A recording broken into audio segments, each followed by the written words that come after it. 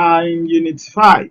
You are welcome back to Unit 5, first session. So in the first session, we are going to look at some of the perspectives relating to negotiation, then the objective and the scope of some of these issues. At the end of this, we should be able to explain the two popular perspectives on employee relations. So one is talking about the utilism, and the other is talking about the pluralism and all that. Basically, these are the two perspectives on employee relation, and that is what we are going to discuss. Identify and explain the objective of the collective bargaining process. So the reason for the existence of the bargaining process. Identify the major topics or areas that collective bargaining covers. List the participants in collective bargaining. So now the perspective on employee relation. So this word is not there. There's nothing like this is not there. So the vein should be eliminated. It's a mistake. Now we are saying that there are theories or perspective to the study and interpretation of employee relation. So people have come up with different perspective, different ideology. Some have the idiosyncrasy that employee relations should be subject to unitarism. Some also have the view that, or have the perspective that, employees' relations should be subject to pluralism or pluralism. Yeah, so these words are, see, our brothers and the sisters who are from the other side, you see, you need to be very careful. We mention some of these words. It's not easy like that.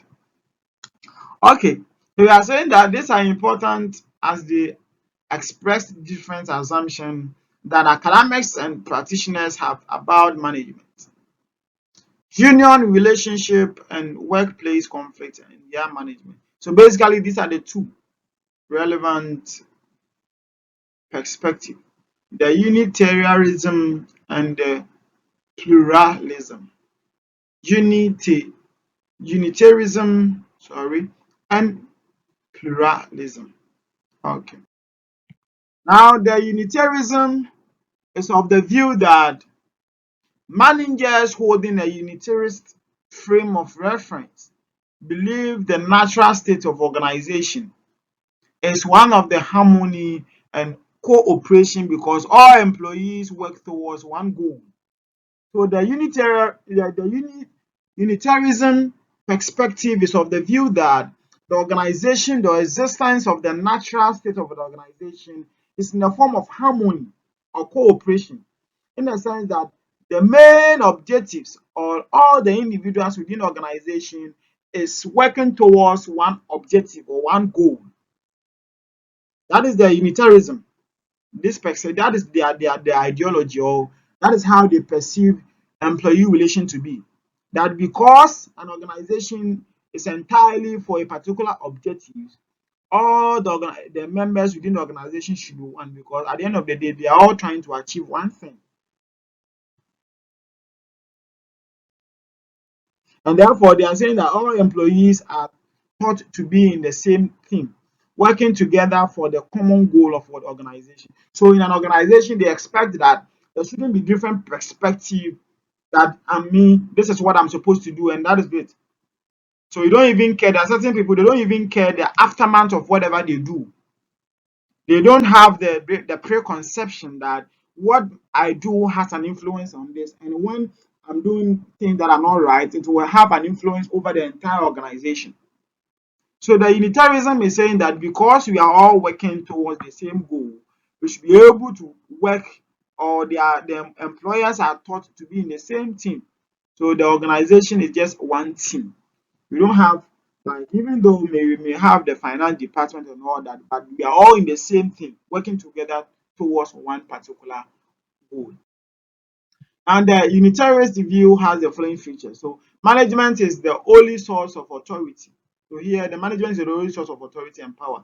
And such power and authority are applied to manage and control the employees who are seen as one body.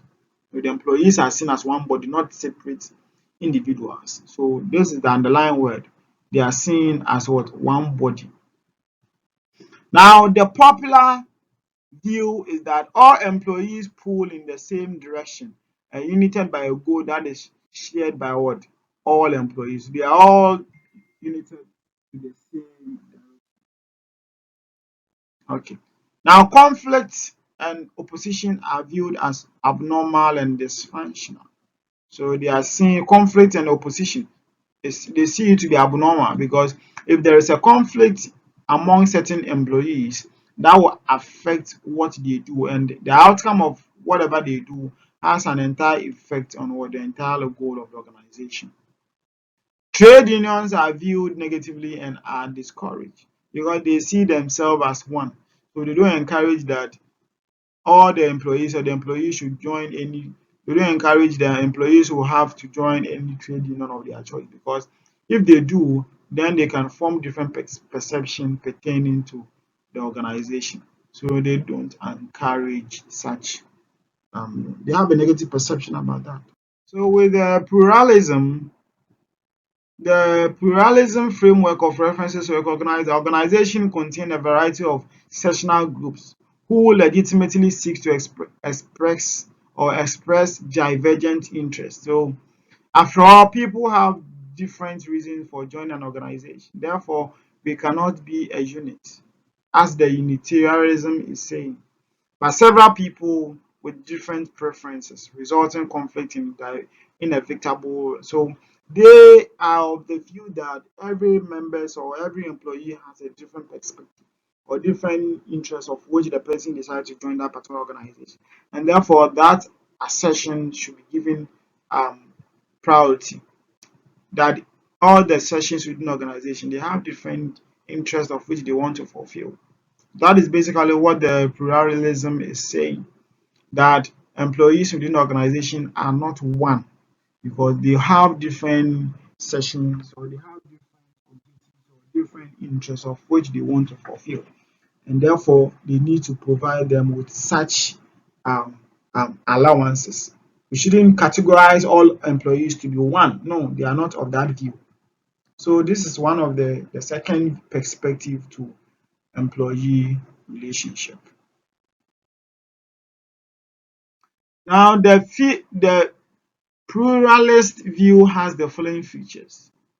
Organizations are expected to contain groups with divergent interests and perspective, contrary to the utilitarian viewpoint or the unitary viewpoint. So with the pluralist, they are of the view that the employees should have different perspectives. They have divergent interests. Everybody is working towards a particular goal. Everybody is working towards a particular goal. Now, each group are power bases from which they can operate to satisfy their distinct interests. So all of the groups, they have their own way to satisfy their own interests. And that is the features. Conflict occurs naturally as there are clashes of interest. So here they also view that conflict that occurs is as a result of the different interests that actually conflict. Management does not have sole authority but must compete with other sources of what leadership. Yes. Roles of the trade union becomes legitimate and put brakes to exercise power and authority managers.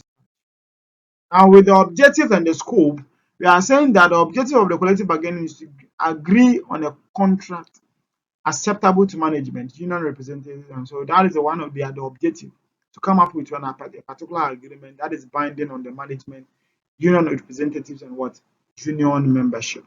Now, with the scope, final agreement should reflect issues of the particular workplace and industry in which the contract is what negotiated.